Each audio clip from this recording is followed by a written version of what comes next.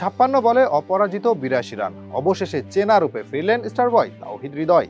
তার অসাধারণ ব্যাটিং ঝড়ে উড়ে গেল চিটাগং কিংস। টানা দ্বিতীয়বারের মতো ফাইনালে উঠল বরিশাল।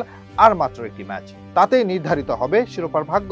তবে তার আগে একটি রেকর্ড গড়ে নিয়েছেন তাওহিদ হৃদয়। টানা তৃতীয়বারের মতো বিপিএল ফাইনাল খেলতে যাচ্ছেন তিনি। গত 3 বছর ধরে এটা যেন নিয়ম হয়ে দাঁড়িয়েছে। তাওহিদ হৃদয় যেই দলে থাকবেন সেই দলই ফাইনাল খেলবে। প্রথমে এই অর্জন সিলেটের হয়ে করেছিলেন, এরপর গত আসরে কুমিল্লাকেও ফাইনালে তুলেছেন। এবার তাওহিদ হৃদয় গ্রুপ পর্বে চেনা ছন্দে ছিলেন না, কিন্তু প্লে অফে এসে জ্বলে উঠলেন দারুণভাবে।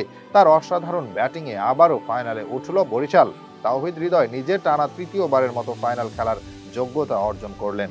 সোমবার প্রথম কোয়ালিফায়ারে মাঠে নেমেছিল ফরচুন বরিশাল এবং চিটাগং কিংস। প্রথমে ব্যাটিং করতে নেমে চিটাগং খুব একটা সুবিধা করতে পারেনি। পাওয়ার প্লের 6 ওভারে হারিয়ে বসে দলের সেরা 4 ব্যাটসম্যান। এরপর শামীম পাটোয়ারি একাই লড়ে গেছেন, কিন্তু শামীমের ক্যারিয়ার সেরা 79 রানেও বড় স্কোর গড়তে পারেনি চিটাগং। বাকি ব্যাটারদের ব্যর্থতায় তাদের ইনিংস থেমেছে 149 রানে। তবে টি-20 ক্রিকেটে এটাও চ্যালেঞ্জিং স্কোর।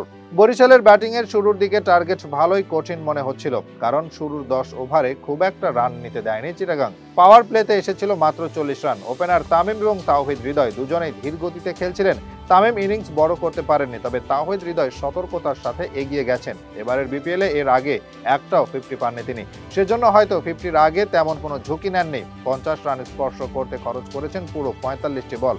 তাওহিদ হৃদয়ের মতো হার্ড হিটার ব্যাটারের জন্য যেটা ব্যতিক্রমী বলা চলে। তবে 50 হয়ে যাওয়ার পর দেখা গেছে তার আসল রূপ। এরপর 11টি বল খেলার সুযোগ পেয়েছেন, তাতে আদায় করেছেন ঝড়ো 32 রান। তাওহিদ হৃদয়ের এই 11 বলের ঝড়ে চিটাগং এর পরাজয় নিশ্চিত হয়েছে। 16 বল বাকি থাকতে জয়ের বন্দরে পৌঁছে গিয়েছে বরিশাল। 7 ফেব্রুয়ারি ফাইনাল ম্যাচ অনুষ্ঠিত হবে। তার আগে তাওহিদ হৃদয়ের 82 রানের ইনিংস ফাইনালের ট্রেলার হয়ে থাকবে। যদিও তাওহিদ হৃদয় এবারের বিপিএলে নিজের সেরা ছন্দে ছিলেন না, গ্রুপ পর্বে একটাও 50 করতে পারেননি। আগের 2 আসরে তিনি ছিলেন অন্যতম সেরা রান সংগ্রহকারী। এবারের তালিকার উপরের দিকে তাকে পাওয়া যাচ্ছিল না। অবশেষে বড় ইনিংস খেললেন তরুণ এই ব্যাটসম্যান। এর আগে গত 2 বিপিএলে তাওহিদ হৃদয় ছিলেন অন্যতম সেরা ব্যাটসম্যান। গত আসরে 14 ইনিংসে ব্যাটিং করে রান করেছেন 462, স্ট্রাইক রেট ছিল 150, যা বাংলাদেশি ব্যাটসম্যানদের জন্য অবিশ্বাস্য বলা যায়। শুধু রান নয়, 24টি ছক্কা মেরে গত আসরে রেকর্ড করেছিলেন তাওহিদ হৃদয়, যা বিপিএল এর সর্বোচ্চ।